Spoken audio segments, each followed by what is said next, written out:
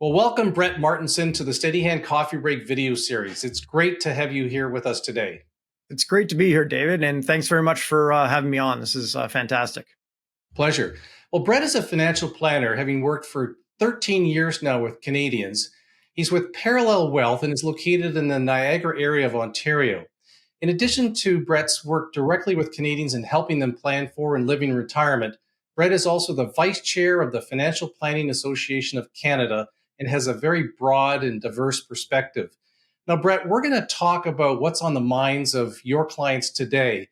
It's a very challenging time. We're within weeks of a U.S. election. We've had Canadian provincial elections.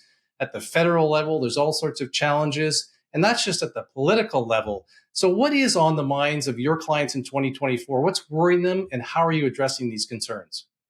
Sure. Well, with that in mind, I'll talk about the things that currently I'm finding on the minds of clients. But if we take all those things that you just mentioned and also go back to when the last time they happened, the last U.S. election and so on, I imagine the same thing will be on their minds.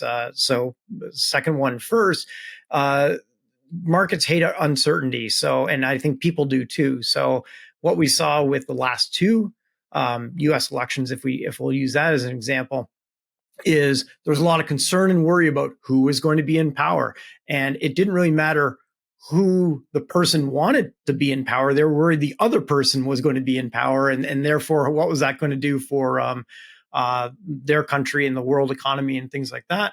And each time I believe that we've seen an election and the results, once the results are in, things tend to actually calm down a little bit financially, and sometimes even we'll sometimes see the markets lift because again, there's that, okay, now we know what's happening. Regardless of who's in power, we now know who is the president, the prime minister, those type of things. So that uncertainty, I think, is a good trend or an idea for what comes up from clients at any time. So inflation was a big uncertainty a couple of years ago or the last year or so. It's still on their minds. And, is it really going to go back down to 2? Is it going to stay down at 2? Are we going to see it jump back up to 4 or 5%? Because we've been hit with it once in recent memory, I think there's a lot of concern from Canadians that what happens if the second hit comes again. But also, I think as humans, we have a very short memory, and we all do. So, about a year or so ago, was inflation was the concern, and increases in lending rates. And now some people were able to move into safer, less volatile investments like GICs and things like that. Now the concern is, well, GICs are now coming down because rates are coming down. So I could guarantee some of my money at 4 or 5, sometimes even 6%. And now I don't have that guarantee anymore. So that's another area. And I think certainly around the one area that's always on people's minds is, am I going to meet my retirement goals? Am I going to make a mistake or make a decision that was ill-informed, that therefore I'm going to turn 78 and say, gosh, I ran out of money. I shouldn't have taken that one trip 20 years ago. So I guess the answer to your question is a lot can be on their minds. I just think it does change depending on where we are in the timeline of history.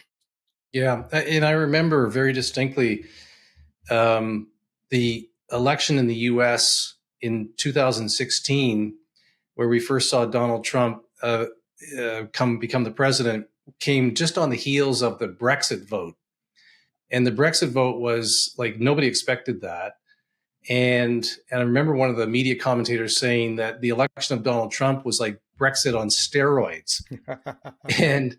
And we all thought the markets were going to tank. And sure enough, in the first 12 hours after the election results came out, they did. But then they continued to do what they always seem to do over the course of time, which is they rebounded, they climbed. Yeah.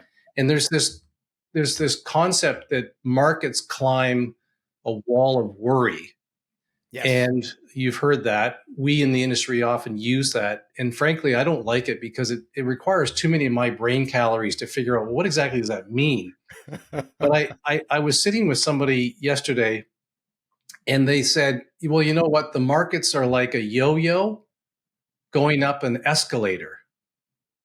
And I thought I can get my head around that. And so I'm going to start using that. And hat tip to the young man who gave me that concept. So when people ask you, Brett, am I going to be okay? Will I have enough? Is that an easy answer?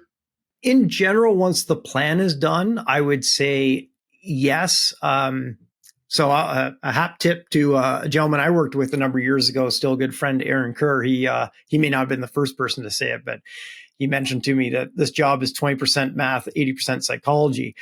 So what I mean by that is once the plan is done, the math and such, then a lot of the conversation, the psychology kind of kicks in. So to answer the question, if I believe if a plan is built well with, it's never going to be perfect, bang on to the dollar and cent. So it's either going to be too aggressive or too conservative. So I always want to lean on the side of being too conservative. So I believe that when we show clients that the plan has been built with conservative ideas in place, and I don't necessarily mean conservative like a conservative investment portfolio, but conservative in that, are we using an inflation rate that we can kind of back up with information that suggests that this would be a long-term inflation rate that the client is comfortable with? Are we using rates of return that the clients are comfortable with?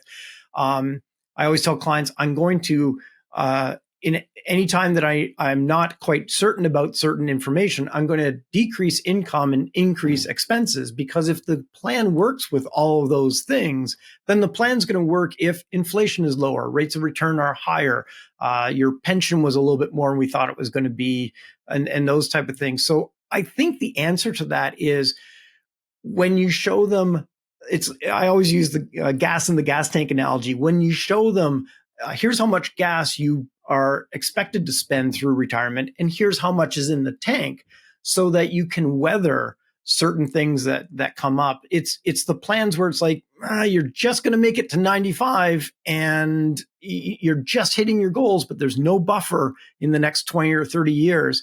And you're just making it to 95 with $5 left in the bank. That's when I talk to clients about, are you comfortable with this? And how can we build buffer in? Are there expenses that we can decrease? What can we do here to be a little bit more comfortable and confident with the gas in the tank, as it were? One thing that has changed, I would say, in the last 10 years, it's been a kind of a combination of, prices and interest rates, and that is the affordability of homes for younger people. You're not quite as old as I am, but the deal was a lot different back when I bought my first house in the 80s. The prices were much lower, but the interest rates were double digit.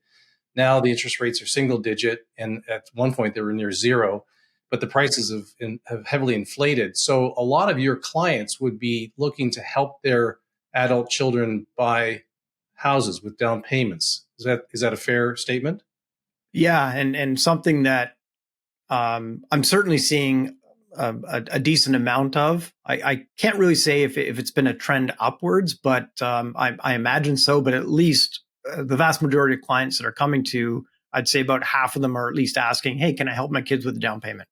Right. So that would be an additional stress or worry, not just on the adult children's mind, how do I afford to buy a house, but on the parents' mind, how can I help my kids afford to do that while still maintain my own retirement ambitions?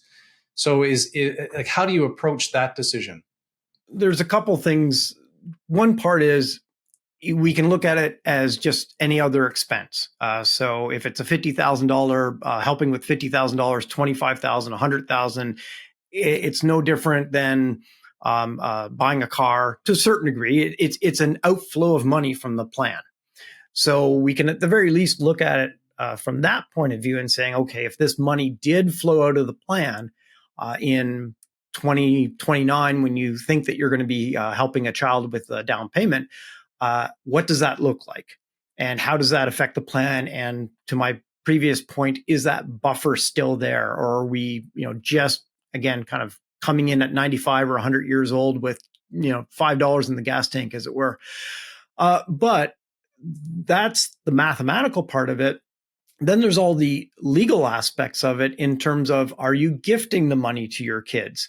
And is this money going towards what may potentially be a matrimonial home or is a matrimonial home? God forbid the relationship breaks down. Is half of that money possibly going to leave when that relationship breaks down?